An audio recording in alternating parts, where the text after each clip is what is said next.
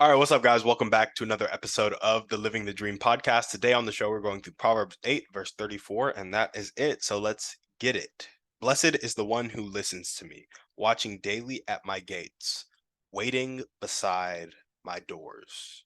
So, the interpretation of this, real quick, just stay close to wisdom, spend your time in its vicinity, and always be searching for it. That's my quick interpretation. And if you do that, you'll be blessed because daily you're going to be at the gates. Daily, you're going to be waiting at the doors of wisdom. And as you absorb that information and you start to listen, you will become blessed. You will be blessed and you realize you are blessed. And so, the entrepreneurial application of this, straight up, I got to talk about physical and environmental health.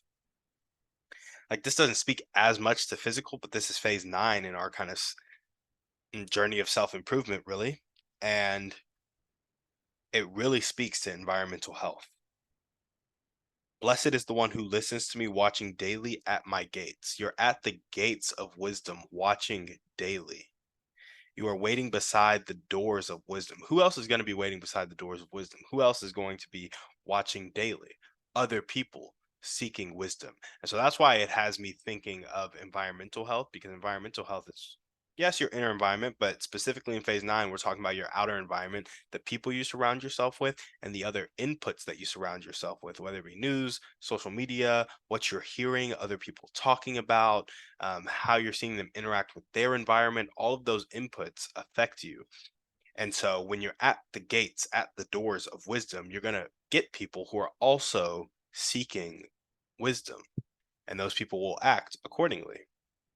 And so it really stuck with me of like wisdom talking about this environment, and a certain type of person would really be at this environment consistently. And so sometimes you just got to show up and then you'll start to show out. So it also makes me think of phase 10, cutting negative influences and building positive influences. So to say, blessed is the one who listens to me.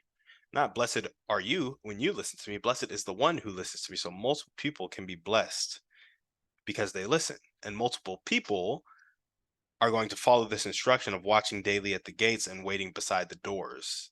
And so automatically being at the gates and the doors of wisdom, you're cutting out all the negative stuff that's focused on death. And I say focused on death because in verse 35 and 36, it goes, but he who fails to find me injures himself. All who hate me love death. And so by being at wisdom's doors, wisdom's gates, you're avoiding people who love death because those people cannot find wisdom because they're not looking for wisdom and they're not at wisdom's gates and doors. So not only are you cutting negative influences, but you're building positive influences by being around um, the people who are seeking wisdom.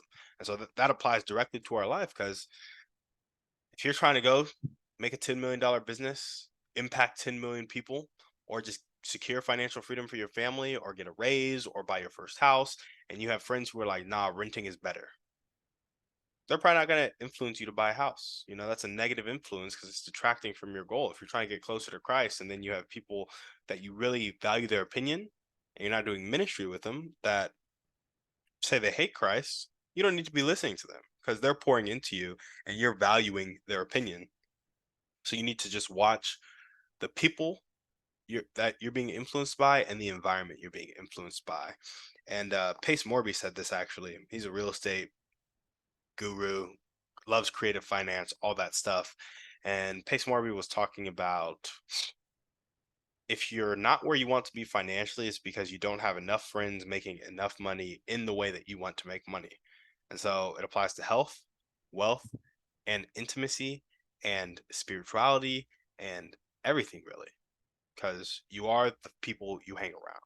There we go. That's what I got from verse 34. Where has this shown up in my life? I go into every interaction with what I can learn, basically.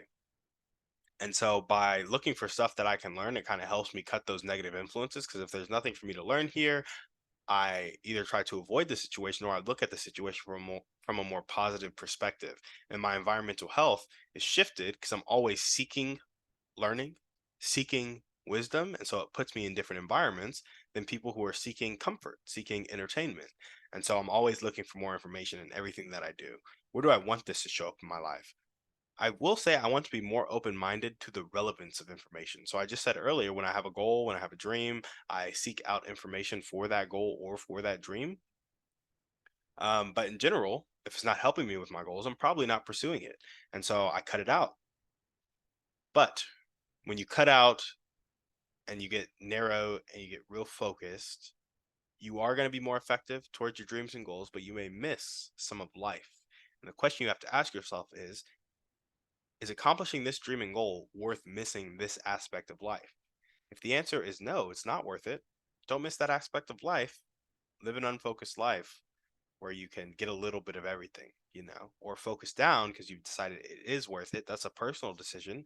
But I just realized that I can cut out a chunk of life by being so focused. And I want to make sure that I'm not missing stuff that's important. I also want to set up my life such that I've kind of decided what's important already, and I'm not missing those things. Like time with my kids. I don't want a job taking me away from my kids. I don't want travel taking me away from my kids. I don't really want anything taking me away from my kids. And so, if I can set up financial freedom now, I can create a schedule such that I'm not taken away from my kids, right? How can you guys apply this to your life? I would say spend your time as close to your most known source of wisdom. So here's what I mean by that. Who is the wisest, or what is the wisest thing in your life? Go spend as much time with that thing or that person as you can. And then as you do that, you will hang around more wise people and you will find more wise things. Then go seek out those things and go hang out with those people, and it'll be a positive cycle for you.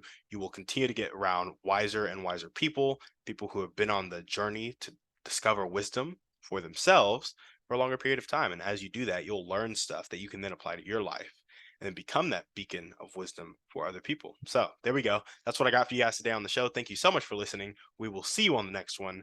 And on that note, we're out.